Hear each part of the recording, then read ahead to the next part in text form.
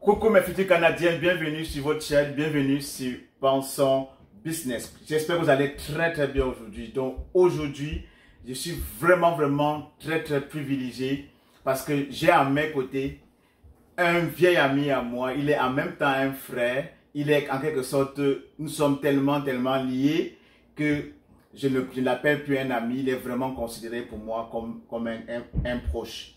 Donc, il a accepté quand même venir nous faire un peu part de son parcours, du dossier d'immigration, de sa petite expérience. Et c'était pas facile pour pouvoir l'attraper parce que, vu ses multiples occupations, au nom de nos relations, il a quand même accepté de venir un peu nous jaser par rapport à son parcours d'immigrant. Donc, je vais lui laisser l'insigne honneur de se présenter devant nos charmants followers. Donc, M. Gaëtan, je vous laisse le soin de vous présenter. Ok, merci Maestro. Bon, j'appelle communément Maestro, vous voyez qu'il y a une proximité de par ma relation avec lui, je l'appelle Maestro, comme je l'ai dit. Il a déjà dit Gaëtan. Donc, je m'appelle Gaëtan et j'ai été toujours ami avec Maestro, je veux dire ami pour un départ parce que on a grandi dans le même secteur, on se voyait de temps en temps et on s'est encore plus approfondi d'amitié quand on a se retrouvé par un hasard dans le même domaine professionnel. Et là, les amitiés ont été plus nouées. Donc, c'est comme ça que on a gardé vraiment le contact. Le contact s'était un peu plus intensifié à ce moment. C'est ça. Donc, comme vous avez bien suivi, donc justement, pour la petite histoire, Gaëtan et moi, on sort du même quartier depuis notre pays d'origine qui est le Cameroun. On a grandi ensemble et comme vous avez bien dit, nos relations au départ, on va dire, si je me le permets, étaient superficielles. Les relations ont commencé à être vraiment renforcées quand lui et moi on se retrouvait par un coup du hasard dans le même domaine qui est le domaine médical. Donc, Monsieur Gaëtan, est-ce que tu peux dire par comment, c'est-à-dire que tes débuts dans l'immigration canadienne, comment est-ce que tu as été, comment tu as fait pour te retrouver en train de faire la procédure d'immigration? Oui, comme le dit Maestro, l'immigration canadienne, l'immigration en général, l'immigration canadienne est quelque chose qui m'a toujours traversé l'esprit. C'est-à-dire que vous entendez, vous voyez dans le journal, vous voyez à la télévision, vous voyez un peu partout. Et il y a ce que vous pensez aussi vous-même, en plus de tout ce que vous voyez. Donc, ce qui fait que vraiment, j'ai toujours eu à penser à cette immigration, vu que je m'étais déjà retrouvé dans le domaine de la santé. Et avec Maestro, à partir de ce moment, j'ai commencé à réfléchir les autres opportunités que je peux avoir. Et j'ai pensé au Canada. Mais c'était toujours un peu comme un flou dans ma tête. Jusqu'au jour où j'ai rencontré, bon, pas rencontré, jusqu'au jour où dans l'une de nos conversations avec Maestro, il me dit qu'il s'en va au Canada. Je dis que waouh. Donc l'affaire, c'est que je suis en train de penser ça en dormance dans mon esprit. Voici que mon ami a déjà pris les devants. Et ça m'a vraiment plu. J'ai dit que tiens, si tu y vas, vraiment, on va garder le contact. Il faut que tu arrives, tu vois comment ça se passe. Bref, tu nous prépares le terrain. Donc à partir de ce moment, j'ai eu une motivation supplémentaire pour passer à l'action. C'est comme s'il fallait que je voyage le même jour. Donc c'est un peu ça. D'accord, donc vous avez suivi, donc, dans le fond, c'est lui, ce que Gaëtan nous dit, c'est qu'il avait déjà cette petite idée, il avait été au parfum de l'immigration. C'est le fait que moi, qui suis son ami, qui était proche à lui, a effectivement immigré, que ça lui a donné un déclic. Donc tout de suite, il a dit, ah, l'immigration pour lui n'est plus juste quelque chose qui est sur des papiers, bien qui est fictif. C'est quelque chose qui est réel et qui doit effectivement être, comme il faut directement passer à l'action. Donc maintenant que j'ai immigré, j'ai dit à Gaëtan que je voyageais autre, on a gardé le contact. Bon, et effectivement, comme il dit, à l'époque, il n'y avait pas de WhatsApp, on communiquait beaucoup plus par courriel. Et je lui ai dit que effectivement, c'est un endroit que tu peux immigrer. Donc, on a commencé tranquillement, pas vite, à construire le dossier. Donc, est-ce que Gaëtan, tu peux nous dire un peu comment ça se passait la construction du dossier? Comment est-ce que tu avances, tu avançais avec tes dossiers d'immigration? Oui, à partir de ce moment, comme je vous ai dit, le déclic a été là et j'ai mis tout ce que je pouvais avoir dans mon esprit dans ce projet. Et vu que Maestro avait déjà pris les devants, il était déjà arrivé au Canada, parce que quand on s'est vu, quand il m'a dit qu'il partait, il était vraiment en route, comme on dit dans notre langage. Donc, on a gardé le contact par courriel. Ce qui fait que quand dès qu'il est arrivé, avant même qu'il ne dépose ses valises ici, il peut dire, j'ai commencé à lui souhaiter la bienvenue au Canada et en lui demandant aussi de me donner toute la procédure qu'il a pu faire pour pouvoir arriver. Et c'est comme ça qu'on communiquait toujours par courriel. Donc, il m'a parlé des documents à légaliser, il m'a parlé d'un bon nombre de choses. C'est-à-dire qu'il fallait d'abord regrouper, rassembler tous les documents. Donc, ça a vraiment été favorable pour moi parce que quand tu es déjà focalisé, quand tu as déjà la tête à ce qu'il faut faire, ça fait que ça diminue vraiment un grand stress et puis là, tu avances de manière plus sereine. Donc, à partir de ce moment, tu sens déjà que tu es accompagné. Donc, tu as un accompagnement qui est déjà acquis, surtout pour un ami d'enfance dont les relations se sont nouées avec le domaine professionnel et renforcées avec le voyage, dont la vision était déjà identique. J'ai donc recoupé tous les documents qu'il m'a demandé, que ce soit les actes de naissance, les diplômes, tout, il y a tout un nombre de choses. Ce qu'il fallait légaliser, apprêter et je l'ai encore recontacté par la suite. Ok, donc quand on parle de documents, c'est bon. Pour ceux qui ne savent pas, je vous dis, donc nous, la façon dont, parce que lui et moi on a suivi presque le même parcours pour immigrer, donc nous avons été des travailleurs qualifiés, sélectionnés par le Québec. C'est dans l'immigration canadienne, il y a l'immigration québécoise, où le Québec étant la seule province pour sélectionner ses propres candidats. Donc c'est par cette voie que nous sommes passés. Donc quand il parle de construire le dossier, c'était pour la première étape qui était l'étape provinciale. Donc et quand il a construit le dossier, tout était déjà fin prêt. On a posté le dossier. Donc à l'époque, notre bureau d'immigration était basé à Paris. Donc c'était le BIQ, Bureau d'immigration du Québec, à Paris. Il a envoyé à Paris. Donc, et notez très bien qu'il a fait tout cela malgré tous ses sacrifices parce qu'il n'avait pas laissé sa job. Est-ce que tu peux même un peu expliquer comment tu réussissais à concilier et le travail et trouver dégager un temps pour constituer le dossier? Oui, c'est une procédure vraiment qui engendre un stress du fait que la procédure prend du temps. Et pendant ce temps, il faut bien que vous continuiez à vivre. Donc, je continue à travailler dans mon domaine, le domaine de la santé, comme je l'ai dit. Et quand j'avais un peu de temps, il fallait que je regroupe les pièces. Vous savez comment ça se passe au pays. Il faut trouver un petit temps pour aller dans l'administration, ce qui n'est pas toujours évident.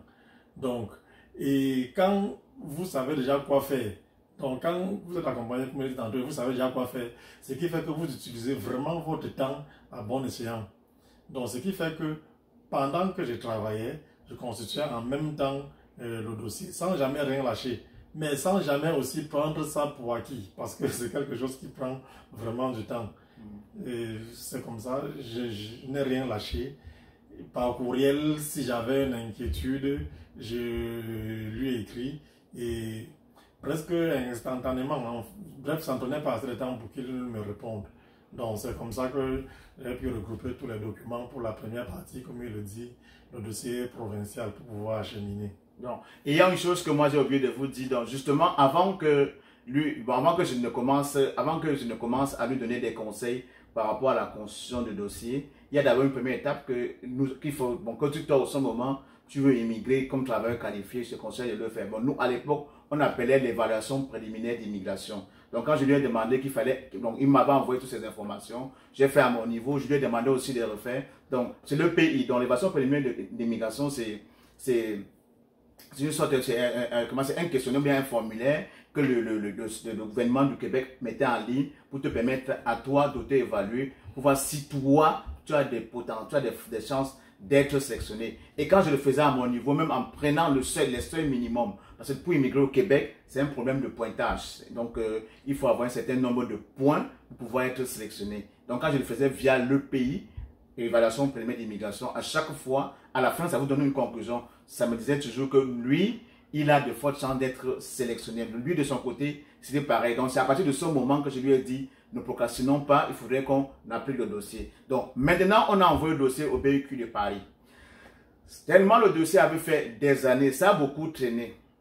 Entre-temps, est-ce que tu peux nous expliquer un peu, pendant tout ce temps, pendant toutes ces années que ton dossier était, il n'avait pas de nouvelles, que ça ni lui, ni moi. Est-ce que tu peux dire à nos followers, c'est comment tu te sentais pendant toutes ces périodes de désert?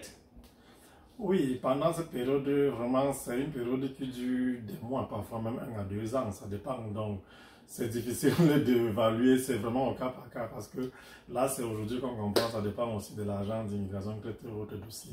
Donc, pendant cette période, c'est vrai, je vous dis tantôt que je travaillais, ce qui fait qu'a priori, je ne devrais pas être beaucoup dérangé ou beaucoup stressé. Mais cependant, vous avez introduit quand même un dossier. Donc, vous ne pouvez pas totalement faire fi. Donc, de temps en temps, après quelques semaines, après quelques mois, ça va s'expliquer qu'est-ce qui se passe. Est-ce que cette affaire-là même est réelle? Bon, ça me passe par l'esprit. Mais aussi, je mets ça en écrit. Je fais un mail, j'envoie. On avait ma dit que mais, voici déjà tel nombre de temps qui est passé. Est-ce que tu es sûr que l'affaire? Il me dit que oui. Bon, il me rassure, il dit que ok. Pendant ce temps, il y a sûrement une pile de dossiers, ils font le traitement. Juste patienter. Bref, il me rassurait parce que comme il avait déjà passé la procédure et comme je vous l'ai dit, ce n'est pas forcément le même temps que ça a mis pour lui que ça devait mettre pour moi. Mais il savait à quoi s'attendre déjà. Donc le fait qu'il me répondait, ça me rassurait. Et pour que je continue à vaquer à mes occupations, vraiment sans problème. C'est vraiment important quand vous avez quelqu'un qui a vraiment passé la procédure, qui connaît les méandres de la chose, vous rassurez. Ça aide beaucoup. D'accord, donc vous comprenez très bien que normalement, je me rappelle, parce que ça ne date pas d'hier, donc sa procédure au niveau provincial, ça avait fait quand même des années. Bon, moi, ce que je savais, chaque fois quand je lui disais, le pire qui pouvait lui arriver, c'était qu'il devait aller, il devait faire l'entrevue. Parce que nous, à notre époque, quand vous n'arrivez pas au pointage requis pour pouvoir être sélectionné, vous devez passer par une entrevue pour compléter vos pointages. C'est ce que je lui disais chaque fois. Jusqu'au jour où j'ai reçu une correspondance. Parce qu'à ce moment, il m'avait mandaté pour recevoir ses correspondances, pour recevoir ses courriers. Jusqu'au jour que je reçois une correspondance de sa part qui disait, l'objet de la correspondance était intention de rejet. Donc, j'ai tout de suite communiqué cela à mon ami. Dis-le comment tu as réagi quand je t'ai dit l'intention du rejet. Que ton dossier, on a l'intention de rejeter ton dossier. Oui, c'est ça. Quand j'ai reçu ce qu'ils appellent l'avis d'intention de rejet, bon, déjà, le libellé est suffisamment expressif. Quand on dit avis d'intention de rejet, ça veut dire qu'ils pensent qu'ils vont rejeter votre dossier. Donc, le fait qu'ils pensent qu'ils vont rejeter votre dossier, déjà, je peux vous dire que je n'ai pas passé une bonne nuit. Ça, c'est sûr.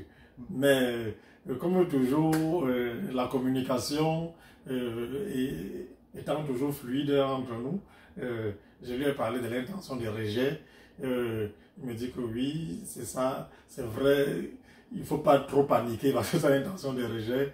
J'essaie juste de mettre à jour ton dossier. Voilà ce que tu vas faire. Le dossier a mis beaucoup de temps, plusieurs mois, années, et l'immigration veut se rassurer que les informations que tu avais émises au départ sont encore valides, ou il y a quelque chose qu'il faut agencer de nouveau. Donc, du coup, j'ai repris le dossier parce que dans l'intention de rejet, il vous énumère vraiment les points. Et dans cette intention, on avait donné 90 jours pour compléter tout ce qu'il voulait. Donc, j'ai pris vraiment du temps. Mais bon, quand je dis que j'ai pris du temps, j'ai travaillé toujours. Donc, vous comprenez le sacrifice que ça amène. Donc, après vos heures de service, il faut que vous regroupez toutes les pièces. Et regroupez toutes les pièces de manière chronologique. Il faut qu'il y ait une certaine logique dans ce que vous agencez comme pièces. De telle sorte que quand vous-même vous faites la lecture de vos affaires, vous comprenez que à ce niveau, vous avez fait ce qu'il fallait. Donc, c'est un peu comme ça. Ça m'a pris suffisamment de temps. Je n'ai pas épuisé les 90 jours, mais qu'on m'avait donné pour cette intention de rejet. Mais j'ai refait, j'ai arrangé le dossier de nouveau. Fil point. Et oui, et puis j'ai réintroduit. Oui, donc c'est ça. Ok, ouais. Donc c'est ça. En principe, ce qu'il essaie de nous expliquer, c'est que normalement, bon, je l'ai dit avant de passer la parole, c'est quand l'immigration, quand votre dossier traîne beaucoup au niveau de l'immigration, et ils sont vraiment intéressés, parce que c'est ce que je lui avais rassuré, que non, le nom est facile à dire. Donc s'ils ont dit intention du rejet, c'est effectivement parce qu'ils ont flashé sur votre dossier. Mais par contre, maintenant, pour vraiment se décider finalement, donner un avis positif ou négatif, qui va peser beaucoup plus dans le sens positif, il veut savoir si entre-temps, par rapport à tout ce temps qui est passé, il n'y a pas eu du nouveau dans votre vie. Combien? Parce qu'il y a des gens qui ont touché le dossier sans être mariés, sans avoir d'enfants. Donc, chaque temps, pendant que votre dossier était à leur niveau, il y a eu un mariage, il y a eu une naissance, ou bien il y a eu un décès. À ce moment, c'est autant de choses qui veulent que vous mettez à jour. Donc, en réalité, l'intention de rejet, c'est beaucoup plus mise à jour du dossier. Et c'est ça que je lui avais dit. On a travaillé dessus. Comme il l'a dit, ça nous a pris un certain temps pour le constituer parce qu'il fallait le faire vraiment de façon minutieuse. Parce que c'était l'occasion à jamais. Parce qu'on ne le faisait pas correctement, on devait passer à côté de la plaque. Donc, il fallait vraiment le faire avec beaucoup le plus de municipes possible. Et effectivement, on l'a fait et on leur a retourné le dossier. Je dirais même quelques semaines plus tard, moins d'un mois, un jour, je rentre dans ma boîte à lettres, chez moi, ici, à Montréal. Je reçois une enveloppe. C'était les enveloppes brunes, comme on appelle. À l'intérieur de l'enveloppe, il y avait toujours des lettres. Donc, grande est ma surprise, j'ouvre la première lettre, je vois « Nous avons le plaisir ». J'avais déjà vu tout son nom en tête, puisque c'était moi qui étais juste comme le mandataire. « Nous avons le plaisir ». Donc, je n'ai même plus continué la lecture. Tout de suite, je l'ai alerté, je lui ai une fois envoyé le message comme quoi vous avez reçu vos 4 CSQ. Parce qu'à l'époque, c'était vos 5 CSQ. Parce qu'à l'époque, c'était lui, madame et ses 3 enfants. Donc, M. Gaëtan, est-ce que tu peux nous dire tes impressions, tes ressentis quand je t'ai annoncé que vous avez été sélectionné, toi et toute la famille ensemble, par le Québec? Oui, d'emblée, c'est un grand plaisir, c'est-à-dire un soulagement. C'est-à-dire au-delà du plaisir, c'est comme s'il y a un ouf, parce que quand vous avez l'intention de rejet, en réalité, c'est de manière sous-jacente, ils veulent dire que le dossier est captivant, prouvez-nous que tout est correct, quelque chose de ce genre pour parler terre à terre. Donc à ce moment-là, vous avez comme les dieux me tombent sur la tête, tout est lourd. Et quand vous parvenez à franchir cette étape, et quelques semaines plus tard, vous avez directement les CSQ, c'est-à-dire certificat de sélection du Québec. Le Québec t'a sélectionné. Du coup, vous voyez comment l'émotion se passe. Vous passez comme d'une tristesse à une joie, à une allégresse. Donc, une grande joie. Ce qui fait que cette nuit, comme je vous dis tantôt que j'avais mal passé la nuit, cette nuit-là a été vraiment très très plaisante. Donc, on n'a pratiquement pas dormi. Parce que quand tu es tellement fier, le sommeil aussi ne vient pas facilement. Donc, à partir de ce moment, c'est comme si pour moi, je me trouvais déjà au Canada. C'est déjà que vous avez été sélectionné. Donc, ce qui fait que l'accompagnement est vraiment important. Parce que pendant ce temps, le fait que vous n'êtes pas inquiet fait aussi que vous vaquez bien à vos occupations et vous êtes rassuré. Donc, j'étais vraiment très content. Étant très content, je savais quand même que ça ne s'arrête pas là. Mais un gros bout de chemin a été fait. C'est ça, exactement. Donc, quand vous êtes déjà sélectionné par le Québec, parce que n'oublions pas que le Québec n'est qu'une province au Canada. Donc, malgré le fait que vous avez le CSQ, même si les différents CSQ vous disent que ce n'est pas un document de voyage, vous êtes simplement sélectionné. Donc, il va falloir que vous introduisez maintenant votre dossier au fédéral pour demander le visa qui va vous permettre d'entrer au Canada. Parce que si vous vous souvenez, je vous ai bien dit que la procédure que Gaëtan et moi avons suivie, c'était la procédure du Québec. Donc, provinciale, pour être sélectionné, qui est sanctionné par le CSQ, et ensuite fédéral, pour pouvoir aller chercher le visa des résidents permanents. Donc, ils ont eu leur CSQ. Maintenant, il faut introduire le dossier pour la résidence permanente. Bon, cette étape, quand même, je lui avais toujours dit, que c'est quand même beaucoup plus pour les formalités parce que ça serait vraiment, vraiment, vous serez vraiment, vraiment poisseux que le Québec vous sélectionne et que le Canada vous refuse le visa. C'est vraiment, il faut vraiment être le plus malchanceux du monde pour que ça arrive. Donc, on a introduit dans le dossier, genre, comme pour vous dire que à chaque étape, j'essayais un peu de les mettre en confiance. Parce que vous savez que quand on va vers un monde inconnu, comme on dit, et on va toujours, veut pas, être inquiet. Donc, on arrive au stade, on devait introduire le dossier maintenant pour le fédéral. Cette étape est relativement plus courte. On a donc introduit le dossier pour le fédéral et il me semble qu'une fois qu'on a introduit le dossier pour le fédéral, on a eu une correspondance où on leur demandait les examens médicaux. Je pense que c'était ça, oui, les examens médicaux. Bon, quand ils ont eu, ils sont allés faire les examens médicaux et après avoir fait les examens médicaux, jusqu'à présent, jusqu'alors, vous savez toujours que, jusqu'alors, vous ne savez pas si effectivement vous allez voyager ou pas. Certes, vous savez que déjà le bout du tunnel est proche, vous n'êtes pas encore arrivé. Donc, après les examens médicaux, il y avait encore un certain temps qui s'est passé. Est-ce que tu peux encore un peu nous dire, pendant que, quand vous avez fait les examens, vous avez fait les examens médicaux, jusqu'à envoyer à Dakar, parce que quand on finissait avec Paris pour la CSQ, maintenant, le bureau qui donne la résidence permanente, le bureau fédéral du Canada, pour nous qui étions en Afrique francophone, en Afrique centrale, c'était à Dakar. Est-ce que tu peux nous dire comment tu te ressentais quand tu as, après d'avoir fait les examens médicaux, qu'est-ce que tu ressentais? Ouais. Oui, comme je l'ai dit tantôt, le CSQ nous a vraiment fait plaisir et on savait que ce n'était pas tout. Et parlant du CSQ, bon, si tu permets, je vais revenir sur un autre aspect. Oui, quand je parlais de regrouper les documents au début là, il y a beaucoup de documents, mais j'ai juste oublié de vous parler du test de langue. Ça, c'est juste un test aussi qui aide vraiment à augmenter les points. Comme il vous a dit, c'est un système au pointage. Donc, on avait aussi fait ce test-là qui était vraiment important. Bon, important dans le sens où ça devait nous aider vraiment à augmenter nos points. Toujours de connivence avec lui.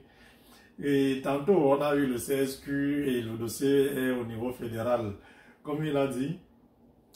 Et ce qui nous aidait beaucoup, c'est la communication aussi. Quand je dis nous, bon, je parle de la famille et moi, je peux dire moi. Ce qui m'aidait beaucoup, c'est la communication avec lui parce que non seulement à chaque étape, le gouvernement vous rappelle qu'il ne faut rien vendre, vous ne pouvez pas vendre vos biens, vos terrains, tout. Donc on vous rappelle de quitter votre emploi. Ça fait, il faut vraiment être concentré. Et ça remonte un stress supplémentaire parce que tu te dis que mais comment j'ai déjà eu mon CSQ? Comment je suis déjà à l'étape du fédéral? Mais on ne fait que me dire de ne pas quitter mon emploi, de ne pas vendre quelque chose et tout. Donc vous êtes un peu stressé. Donc vous dites toujours que peut-être il y a quelque chose quelque part. Mais quand vous êtes rassuré, ça veut dire que vous êtes accompagné. Vous êtes rassuré, ça vous met en confiance. Vous comprenez que non, c'est proche. C'est juste dans leur procédure qu'ils se doivent de dire tout ça. Alors, revenant à la partie fédérale et aux examens médicaux, ça c'est sûr qu'on a introduit d'abord le dossier toujours. On vous fait un peu grâce à cette étape. Parce qu'il y a toujours un dossier qui sont toujours les documents que le fédéral demande. Comme pour le Québec a demandé, le fédéral demande aussi sa part. Et on les fait et on les introduit. Quelques temps après, quand on reçoit le courriel suivant lequel il faut faire les examens médicaux, on est déjà soulagé du fait qu'on ait compris, on sait qu'on a pensé à nous, il faut faire les examens médicaux pour que la procédure avance. Donc quand on reçoit ça, on est vraiment fier. Mais en plus, on est un peu stressé aussi parce que c'est ça, ça va faire les examens médicaux. Dans la tête, on se dit toujours que mais où est le piège? On va faire les examens médicaux. Mais bon, quand on sait que on n'a pas aussi de problèmes majeurs de santé, on est aussi plus en confiance. Mais on ne sait jamais. On peut faire ces examens médicaux étant vraiment fiers parce qu'on sait que la procédure a avancé d'un cran. Donc, ce qui fait qu'on a fait les examens médicaux étant fiers et étant confiants même, je le dirais, on a fini de passer les examens médicaux et là, la procédure, et là, la suite n'est plus avec nous parce que quand on fait les examens médicaux, c'est les gens qui font les examens médicaux qui gèrent la suite. C'est-à-dire, gérer veut dire qu'ils envoient vos résultats. Vous pouvez avoir une copie, mais ils envoient vos résultats au fédéral, c'est-à-dire qu'au Canada.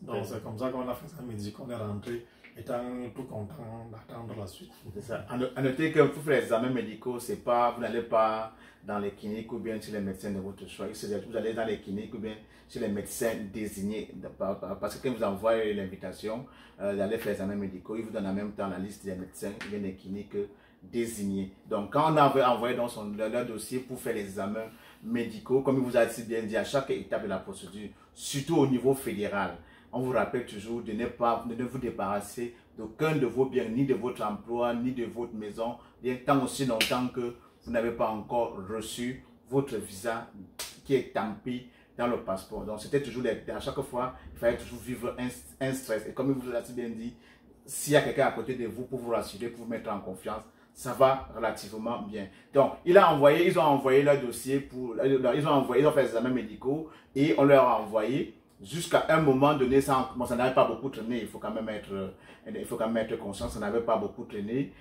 On leur envoie un autre courriel, comme quoi leur visa, non, c'était émission de visa, que leur visa est déjà prêt à être émis. Bon, habituellement c'est soit le visa, soit la vignette, ça s'appelle souvent ça la vignette. Est-ce que tu peux nous dire comment, quand tu as reçu ce message que non, envoyez un nouveau passeport parce que dans votre visa est déjà prêt à être émis? Comment est-ce que là, c'était presque pour moi comme si j'avais le visa. Honnêtement, je vous dis là, quand j'ai eu ça, c'est-à-dire que le courriel a été intitulé avis d'émission de visa. Voilà, donc, le fait qu'ils ont dit avis d'émission de visa, il fallait juste maintenant apprêter les passeports pour acheminer. Donc, à partir de ce moment, pour moi, je peux même dire que ça a un peu tué la suite. J'étais tellement fier. Je disais que wow, la procédure a abouti. Bien que je n'avais pas encore les visas, vous comprenez. Et bien qu'il vous rappelait de ne pas toujours... Et bien qu'il vous rappelait toujours de ne pas vendre vos biens, de ne pas quitter votre emploi, même en vous disant qu'ils vont vous donner les visas. Oui. Ça veut dire qu'au cours de la procédure, à tout moment, ils sont dans des vérifications. Jusqu'à ce que vous arrivez au Canada, ils sont dans les vérifications. Donc, on a donc regroupé tous nos passeports. Et puis, on a envoyé, puis on a acheminé nos passeports par des compagnies d'envoi express. Et voilà qu'ils ont envoyé immédiatement après, parce que quand à cette étape, c'est vraiment...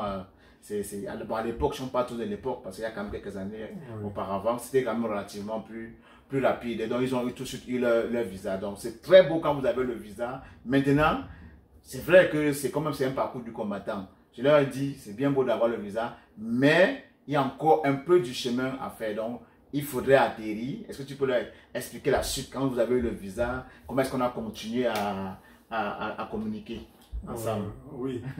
La plupart du temps, c'était toujours par courriel. Mais vers la fin, il y avait déjà quand même le WhatsApp. Donc, parfois, ça facilitait un peu les choses.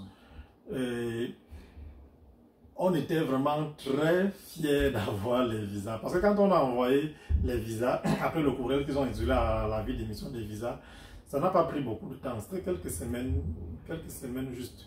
Et ils ont vraiment envoyé les visas.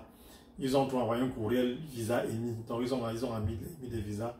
Et on a reçu nos visas quelques jours plus tard. À partir de ce moment, on a presque perdu le sommeil parce que tellement on était contents, mais on se disait maintenant que la suite c'est comment? On a parti quand on a les visas en main. Bon, toujours en communication avec lui, il nous a indiqué la période qu'il pensait qu'était la bonne pour nous pour arriver et tout et tout. On a fait ce qu'il fallait, même regrouper les affaires, c'est-à-dire que qu'est-ce qu'il faut prendre là-bas par rapport à ce qu'il y a ici, en fonction de la saison, ne pas trop s'encombrer. Bref, il y a beaucoup de petites affaires. Bien qu'on ait eu les visas. Donc on est resté avec lui et puis on a fixé la date de voyage pratiquement ensemble. Et on est arrivé. À l'arrivée, quand on a atterri vraiment, c'est là qu'on s'est dit que waouh, on est vraiment au bout de la procédure. Tu as oublié l'étape que vous avez trouvée, en quittant le Cameroun, déjà, vous savez déjà. Oui, j'ai oublié vraiment cette étape-là, parce que étant encore au pays, quand on a eu nos visas, on continuait la communication et tout ça. Et comme je parlais de l'accompagnement tout à l'heure là, il nous a réservé,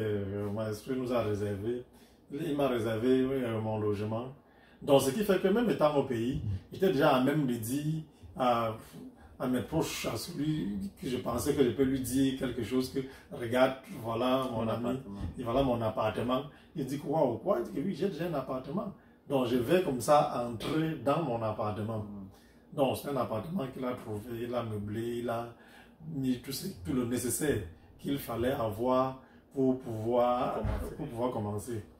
Donc, c'est vraiment impressionnant. D'accord. Donc, c'est ça. Donc, ce qu'il a essayé de vous dire, c'est que, bon, avant d'atterrir même déjà, ils avaient leur adresse. Parce que parfois, quand vous arrivez à l'immigration, ils vont demander généralement où vous allez habiter. Parce que c'est pas là.